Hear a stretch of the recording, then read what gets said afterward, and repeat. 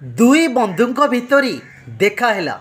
सेमानक भितरु जणे विवाह करि नथिले, तेणु विवाह करिथिबा बंधु तांको अविवाहित रहिबार कारण पचारिले।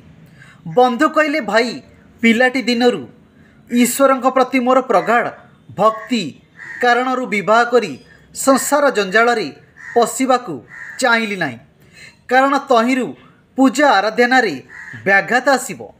तापरे से विवाहित बंधु को पचारिले, तुमर सब ठीक चलछि तो? यह शुणी विवाहित बंधु निजर तीन संतान सहित कोलाहल मुखर परिवार कथा भावी केवल दीर्घ निश्वास पकाइले। तांकर ईश्वर भक्ति प्रसंग न उठिबा भल बोली से भाविले। विवाहित बंधु अविवाहित को संध्या भोजन निमंते निमंत्रण कले। अविवाहित बंधु ठिकणा समय पहुँचिले। सेतिकी बेलकू विवाहित बंधुंक घर पिलामानक खेलकूद चली थाए।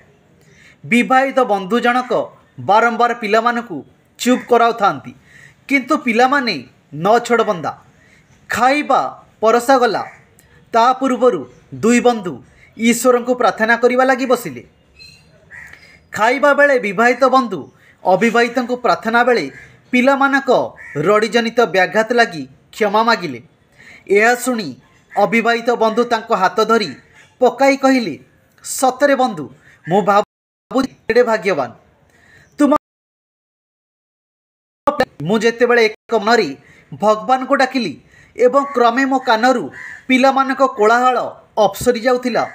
मते लागुथिला सते जेमिति ईश्वर मो हाथ धरी तांको निकटकू टाणी नेउचंती।